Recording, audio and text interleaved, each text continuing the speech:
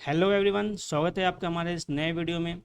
दोस्तों, आज का टॉपिक जो देख रहे हैं वो एमएस वर्ड से रिलेटेड है। एमएस वर्ड में अगर आपको इस तरीके का टेबल बनाना है, ठीक है, तो हम लोग टेबल तो बना तो लेते हैं, लेकिन टेबल को इरेज करना, रो को इंसर्ट करना, कॉलम को इंसर्ट करना, ये काफ़ी प्रॉब्लम होती है। फिक्स टेबल बनाने के लिए सर चलिए मैं सबसे पहले आपको एक टेबल बना के दिखाता हूँ। इंसर्ट टैब में आप आते हैं। इंसर्ट टैब में आने के बाद यहाँ पे एक टेबल सेक्शन दिया हुआ है, टेबल ऑप्शन दिया हुआ है। यहाँ से आप ऑटोमेटिक टेबल ड्रॉ कर सकते हैं, या फिर आप इंसर्ट टेबल में आने के बाद यहाँ पे आप रो कितने चाहिए और कितने कॉलम चाहिए यहाँ पे आप फिलअप कर सकते हैं। ठीक है, यहाँ पे 10 कॉलम 10 रो करने के बाद यहाँ ओके जैसे ही आप करते हैं, यहाँ पे 10 रो या 10 कॉलम का एक टेबल मेरा क्रिएट हो जाता है। अगर आपको कोई भी, जैसे आपको 8 कॉलम चाहिए तो यहाँ से आपको 2 कॉलम को हटाना होगा, तो आप कैसे हटाएंगे?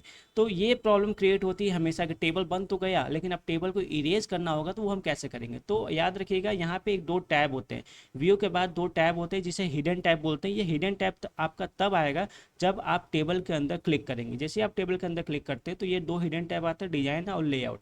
तो डिजाइन पे आप क्लिक करने के बाद यहाँ पे देखिए इरेज ऑप्शन दिया हुआ है। इरेज ऑप्शन पे आप जैसे क्लिक करते हैं, आपको टेबल में कॉलम या रो इरेज करना होगा। जैसे आप माउस से लेफ्ट क्लिक दबा के टेक्स्ट को सिलेक्शन करते हैं, उसी तरीके से आप माउस का लेफ्ट क्लिक दबा के टेबल को जितना आप ड्रैग करेंगे जिस एरिया तक, वो एरिया इरेज हो जाएगा। ठीक है, इस तरीके का देखिए, ये आपका कॉलम एंड रो इरेज हो गए। तो इस तरीके से आप टेबल को इरेज कर सकते हैं। अब यहाँ पे बात आती है कि हमने टेबल तो इरेज कर दिया, अब मुझे कुछ एक्स्ट्रा रो या कुछ एक्स्ट्रा कॉलम की ज़रूरत पड़ती है, तो हम कैसे इंसर्ट करें? अगर हम अलग से करना चाहते हैं तो ये अलग से हो जा रहा है उसी में, तो ये ओवरराइट हो जा रहा है। लेकिन तब भी मुझे एक कॉलम या इरेज करना है, सॉरी इरेज नहीं, डिलीट करना है, या फिर मुझे इस कॉलम को लाना है, तो हम कैसे करेंगे? तो आप यहाँ पे डिजाइन टैब में ना जाके आप आ जाएंगे लेआउट टैब में। लेआउट टैब में जैसे आप आते हैं, यहाँ पे आप देखेंगे insert below, insert above, insert below. ये जो दो ऑप्शन होता है ये रो के लिए यूज होता है, ये जो दो ऑप्शन होता है ये कॉलम के लिए यूज होता है। ठीक है, तो इंसर्ट एबव में जितना जहाँ भी आपका सिलेक्शन है उसके ऊपर आपका रो इंसर्ट होगा या उसके नीचे इंसर्ट होगा। ठीक है, ये चीज़ें समझ में आ गई। अब हम आते हैं कॉलम की बात करते हैं। कॉलम यदि मुझे इंसर्ट करना होगा तो हमारा जहाँ भी कर्सर है उसके लेफ्ट साइड या उसका राइट साइड मुझे कॉलम इंसर्ट करना होगा, तो हम लेफ्ट साइड कॉलम इंसर्ट करा सकते हैं, या राइट साइड कॉलम इंसर्ट कराना होता तो हम इंसर्ट करा सकते हैं। ठीक है, इस तरीके का। अब यहाँ पे प्रॉब्लम क्रिएट होती है कि मुझे यहाँ हेडिंग देना है, और हेडिंग देने के लिए ऊपर स्पेस नहीं है।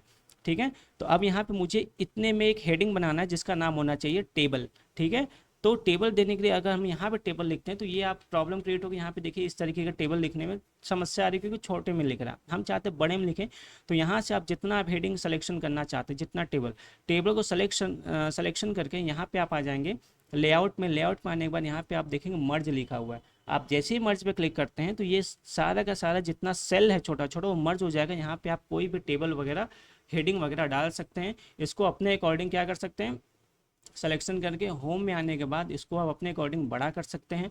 ठीक है, बोल्ड, अंडरलाइन और सेंटर में सेट करके इस तरीके के हेडिंग वगैरह आप दे सकते हैं। तो इस तरीके का टेबल आपका सेट हो जाएगा, और यहाँ पे अपने आप मैटर को आप यहाँ लिख सकते हैं जो भी आपको लिखना होगा। उम्मीद करता हूँ वीडियो आपको अच्छा लगेगा, और वीडियो अच्छा लगेगा तो चैनल को लाइक एंड सब्सक्राइब जरूर करें। इसी तरीके के शॉर्ट्स वीडियो मैं बनाता रहूँगा ताकि आप लोग को लिए बहुत ज़्यादा यूज़फुल हो सके।